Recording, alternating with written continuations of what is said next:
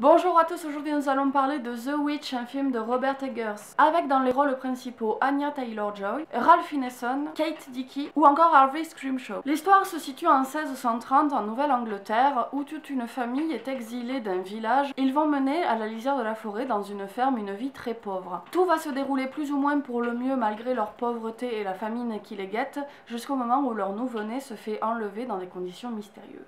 Encore une fois, je vous le dis, je m'excuse si vous entendez un petit peu des clics et des tic-tics en fond sonore, c'est mon copain qui joue toujours à Diablo 3, voilà. Ce film m'a fait tellement de bien à voir après The Conjuring 2. En fait, il est à l'opposé total de The Conjuring en termes de créativité, d'inventivité, d'apport et en termes de vision d'auteur. Et j'ai l'impression de plus en plus que dans le cinéma de genre, contrairement par exemple aux années 2000 où les frontières étaient beaucoup plus floues, mais j'ai l'impression que ces dernières années, on arrive vraiment de plus en plus à une fracture très nette entre un cinéma d'horreur grand public qui fait peur sur le moment mais qui voilà ne va pas au-delà du cinéma attraction et un cinéma de genre qui serait renouvelé de manière beaucoup plus confidentielle mais qui du coup apporterait une réelle vision et de nouvelles intentions à ce genre. Et si dichotomie il y a à voir, pour ma part je sais très bien de quel côté du cercle je vais me situer et c'est voilà, du côté de The Witch quoi. The Witch, ce n'est pas un film qui fait peur au sens premier du terme. C'est-à-dire qu'il ne va pas vous procurer de sueur froide, vous n'allez pas avoir d'angoisse, encore moins de sursaut ou de jumpscare, Dieu merci. Mais tout au long du film, c'est une sensation de malaise et une tension constante qui vont clairement guider votre visionnage. Et c'est un film qui fait que vous allez continuer à y penser et à y réfléchir encore une fois sorti de la salle. Et ça, c'est avant tout dû à son ambiance qui est absolument fabuleuse. Que ce soit d'ailleurs sur un plan visuel ou au niveau de sa bande son, mais ça j'y reviendrai tout à l'heure. La photographie du film, elle est sublime, grise, oppressante, sinistre, déprimante. Elle offre des images désaturées, teintées de noirceur et de mystère qui donnent réellement une ambiance très étrange à ce film. La mise en scène aussi est sublime. Je me rappelle surtout de la première fuite de la sorcière dans un plan dans la forêt où on a juste des focales sur des branches et on suit juste en plan fixe la sorcière qui se déplace avec sa cape rouge dans la forêt. Ce sont des visions magnifiques. D'ailleurs, tout au long du film, il y a beaucoup de plans fixes, que ce soit des plans d'ambiance ou des plans qui sont plutôt effrayants, qui nous montrent à voir la forêt, les alentours et le fait qu'ils sont totalement seuls et perdus autour de cet environnement qui est hostile. Le film joue aussi beaucoup autour du symbolisme et plus particulièrement des symboles liés au catholicisme. Par exemple, il y a un bouc noir qui est évidemment le symbole de Satan, un lièvre qui est le symbole du paganisme, le maïs brûlé qui est le symbole de la famine. Ces symboles sont beaucoup employés, mais ils sont employés avec finesse et avec justesse, on ne va jamais trop insister à l'écran pour les montrer. En fait, il faut le dire, je pense que le film a aussi particulièrement marché pour moi parce que c'est une esthétique qui m'inspire énormément. Avec ses forêts, son angoisse, son ambiance sinistre, ses symboles liés à la religion, son espèce d'atmosphère malsaine qui transpire durant tout le film, ça m'a vraiment particulièrement parlé. Et ce que j'aime particulièrement, contrairement à The Neon Demon, c'est que quand le film invoque des images belles, des images fortes, des images puissantes, il les laisse un laps de temps totalement suffisant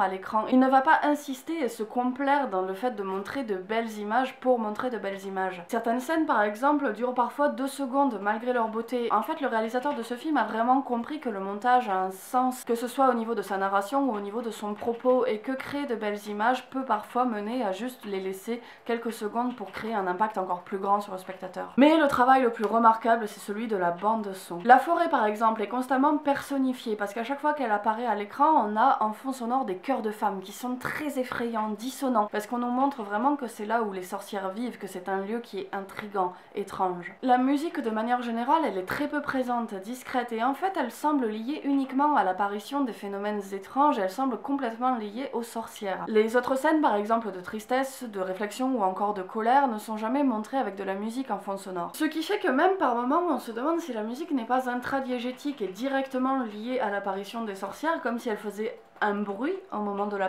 leur apparition. La gestion du silence aussi est vraiment primordiale et très importante dans ce film. On a beaucoup de scènes qui sont filmées sans absolument aucun son, même pas des sons d'ambiance, même pas des sons de salle, qui viennent créer de réelles pauses rythmiques et scénaristiques. Soit elles sont là pour appuyer des moments forts, soit elles sont là pour appuyer des moments d'introspection que vivent les personnages, soit elles sont là comme un gimmick pour augmenter encore plus la tension et la peur à certains moments et faire le vide autour du personnage qui s'est complètement englobé dans une atmosphère surnaturelle. naturel. La narration du film elle est assez intéressante parce que les éléments déclencheurs arrivent au final assez vite, à savoir l'exil du village qui est même la scène introductive du film et la disparition du bébé qui doit arriver au bout de 10-15 minutes, même pas. On est directement placé dans l'action, ce qui fait qu'on découvre les personnages non pas comme ils étaient avant leur changement, mais directement en pleine phase de changement et confrontés à ces nouvelles modes de vie auxquels ils doivent se plier. Les relations entre eux ont changé. Thomasine par exemple a perdu la confiance de ses parents depuis la disparition de leur frère. Caleb est traumatisé, peu bavard et se pose beaucoup de questions sur l'enfer et sur la mort. La mère pleure sans arrêt, elle devient dure et très colérique et froide. Des références au passé sont d'ailleurs faites plusieurs fois par les personnages tout au long du film comme une sorte d'âge d'or, un âge merveilleux qui a été rompu et disparu à jamais. On pourrait d'ailleurs y voir ici une métaphore de l'adolescence et du passage à l'âge adulte puisque Thomasine, le personnage principal, est complètement dans cette tranche d'âge là. On a aussi toutes les tranches d'âge qui sont représentées dans le film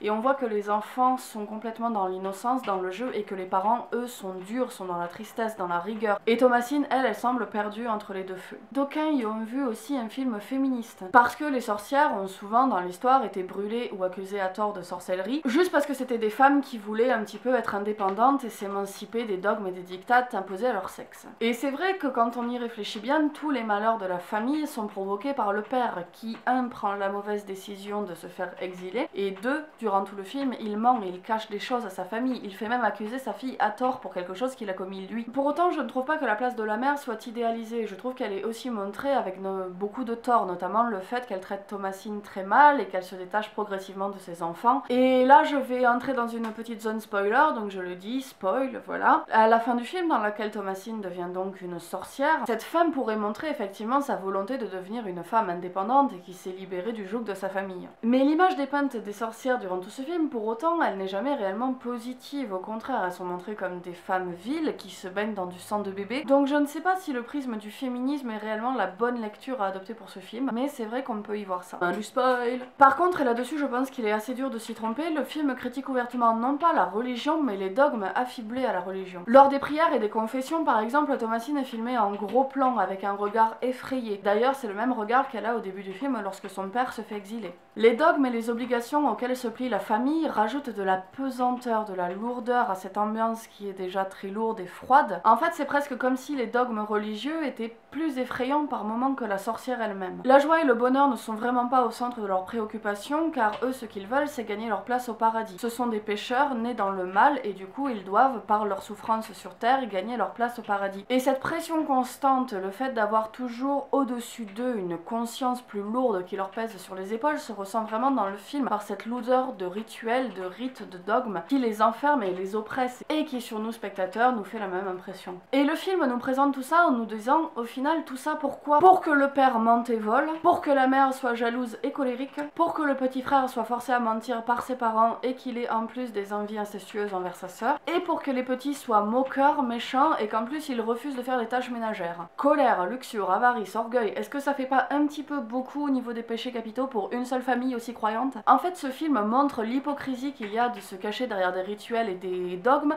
quand on n'arrive pas au jour le jour à appliquer sa propre morale. Et d'ailleurs, la morale du film est quand même assez critique. Quand on voit que la seule à ne jamais avoir rien fait de mal durant tout le film, Thomasine est accusée de tous les maux. Et, à nouveau, spoiler, et quand elle devient sorcière, qu'elle signe le livre de Satan, on la voit à la toute fin du film sourire pour la première fois depuis le début du film. Ce qui fait d'ailleurs un parallèle avec l'ouverture du film, puisqu'on ouvre sur son visage en gros plan, effrayé, triste, dans des ambiances grisées, froides et bleues. On termine le film sur une image d'elle souriante, libre, entourée de couleurs chaudes des flammes du feu. Fin du spoil. Je ne pense pas que le film défende une idéologie sataniste pour autant, parce que les sorcières ne sont clairement pas montrées comme étant des êtres positifs depuis le début du film. Et la religion n'est jamais montrée comme étant purement négative, parce que par exemple au bout d'un moment elle libère un des frères. Mais en tout cas ce film est clairement critique envers l'aliénation des dogmes religieux quand ils sont portés, qui sont trop jusqu'au boutiste comme le fait cette famille. Dernière chose, enfin, le jeu d'acteur est absolument génial. Thomasine, qu'on va retrouver d'ailleurs dans le prochain Shyamalan, on va voir ce que ça donne, qui est joué par Anya Taylor-Joy, est formidable dans le rôle de cette jeune fille effrayée, qui ne tombe jamais dans la naïveté et qui essaye vraiment de sauver sa famille du naufrage. La mère, jouée par Kate Dickie, qui a été une actrice dans Game of Thrones d'ailleurs, qui a déjà joué un rôle de personne assez psychotique dans la série. C'est assez méchant ce que je vais dire, mais je pense que vraiment les rôles de personnages névrosés lui vont à merveille parce qu'elle est constamment juste et pourtant c'est très dur de jouer la folie et le fait d'avoir une névrose tout simplement. Elle est extrêmement juste. Elle tient son rôle à la perfection, elle est constamment inquiétante et en fait on ne sait jamais quand est-ce qu'elle va péter un câble. C'est un peu comme une sorte de Norman Bates au féminin. Les enfants aussi sont très justes, ce qui est encore une fois très rare au cinéma comme je l'avais dit dans Marly Gaumont, et ça fait vraiment plaisir à voir. Et Caleb notamment, il est vraiment impressionnant. Il joue une scène de possession notamment qui est absolument angoissante, terrifiante, il la joue extrêmement bien. Et il joue aussi très bien le trouble et l'ambiguïté qu'il a envers sa sœur. Et le père, lui, il est formidable, il joue le rôle d'une personne constamment tiraillée. Tiraillée d'abord par les devoirs de sa morale, mais son incapacité à rester et à tenir ses codes. Tiraillée aussi par sa folie qui l'emporte et l'amour qu'il a pour ses enfants et pour sa famille. C'est un très grand travail d'acteur. Au final, The Witch, c'est vraiment le film d'horreur que j'attendais pour cette année, qui utilise intelligemment les codes du film d'horreur pour les surpasser. Il offre une vraie vision d'auteur, au niveau de ses propos critiques tout d'abord, au niveau de sa vision de la société, au niveau de sa vision des choses, mais aussi au niveau de son esthétique et de son univers mis en place. C'est un film dans lequel il va développer un réel langage cinématographique, avec son utilisation constante des gros plans, son utilisation constante des plans fixes de la forêt, son travail sur le sound design, et sa réutilisation intelligente des codes du cinéma d'horreur. C'est un film auquel on prend plaisir à repenser et qui ne s'arrête pas à un simple plaisir immédiat. Et j'espère réellement, sincèrement, d'ici la fin de l'année, revoir des films de cette trempe-là. Voilà, mon avis sur The Witch est terminé, j'espère qu'il vous aura plu. N'hésitez pas, comme d'habitude, à me suivre sur Facebook si vous voulez être au courant de l'actualité de la chaîne. Si vous n'avez pas vu ma vidéo sur The Conjuring 2, je vous invite à le faire parce que ça peut être un bon complément à cette vidéo, parce que ce sont deux visions diamétralement opposées du cinéma d'horreur. Je vous informe aussi que je vais être absente durant le mois d'août, donc ne vous inquiétez pas si jamais il y a peu ou pas de vidéos. N'hésitez pas aussi à vous abonner à la chaîne si ce que je vous propose vous plaît, et je vous dis comme d'habitude à la prochaine pour une nouvelle vidéo. Salut!